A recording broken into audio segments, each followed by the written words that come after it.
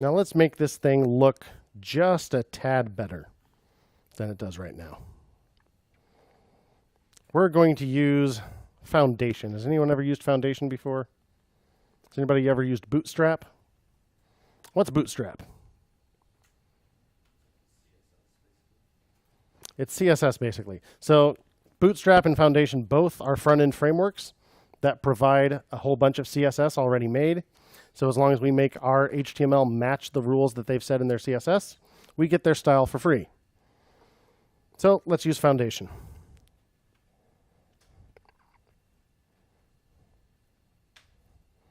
Let's see. Foundation.zerb.com.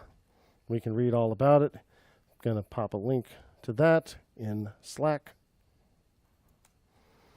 We don't need to download it from here, though. We're going to use a CDN. Does anybody know what a CDN is? What's a CDN? Content Delivery Network.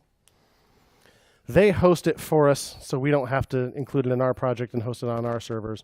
So a lot of very common frameworks like Foundation, even things like React, are often delivered via CDNs. They're usually redundant and very, very fast, more reliable than our own stuff. So sometimes it's nice to save ourselves the bandwidth, especially for larger frameworks, and just serve them straight from there. Another nice side effect, if they visit other sites that are using the same framework from the same CDN, they don't have to download it again at all. They can just use the copy they already have cached. So that's how we're going to add Foundation. I already have the CDN up here. I'm going to copy a file called foundation.min.css. Who knows what that min, M-I-N, is all about? It's minified, meaning they've made it as small as they possibly can by taking out all the extra white space, renaming all of the classes and variables and everything else to the shortest possible names. So it's super unreadable, but it behaves exactly the same. And that can make a very, very big difference in the file size, which when you're doing this over a 2G network in the middle of the Amazon or something, saves you a lot of trouble. So now that I've copied that URL, which I will paste in Slack momentarily, foundation.min.css, I'm going to add a link to my head, the head of my document, right before the closing tag. Expand that. Rel equals style sheet is just put there for me. href, just a link to that style sheet. Here, I'm going to copy this whole line, put it in Slack.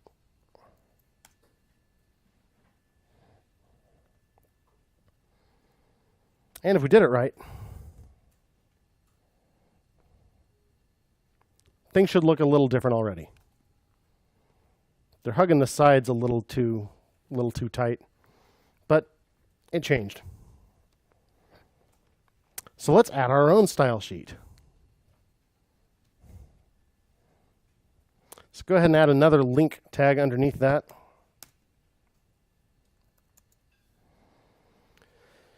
I'm going to put index.css, a file that doesn't exist yet, but we're getting ready to create it.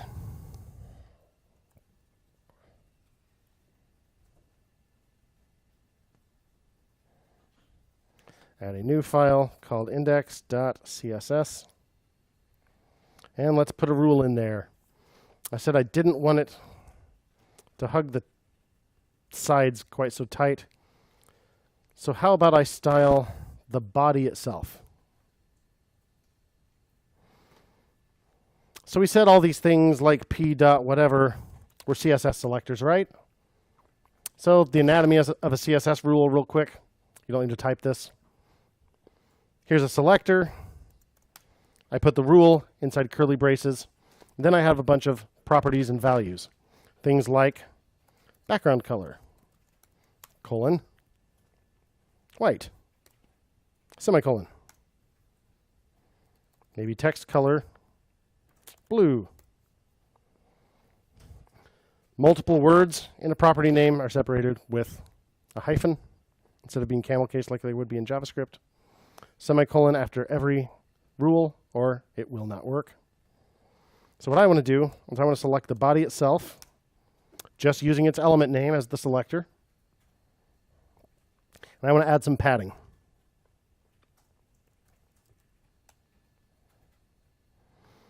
I'm going to add, what did I do? I think one rim. Okay, now it's not squeezed up against the side. What the heck's a rim? It's a unit. Could have said like 16 pixels or something instead. A rim is relative to the base font size for your page. I happen to know that it's by default about 16 pixels. I just do that instead of actually hard-coding pixels, so if someone has their base font size set differently, it'll be relative to that. The main thing is if I have something else that's 2 rim, I know it'll be twice as big as this. And this is shorthand, really, for padding top, 1 rim, padding right, 1 rim, padding bottom, 1 rim, padding left, 1 rim. I can collapse all of that down to just padding. Even if I had different values for each of these, 1, 2, 3, 4, I can still use the shorthand. I just do it like this. So it's always in that order. Top, right, bottom, left. Got it? So I want them all to be the same anyway. So just 1 rim will do. Now it's not hugging the sides quite so much. Looks quite a bit better to me.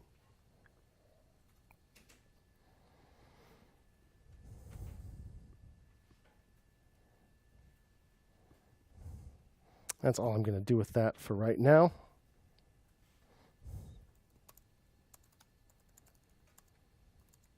Add foundation and custom CSS.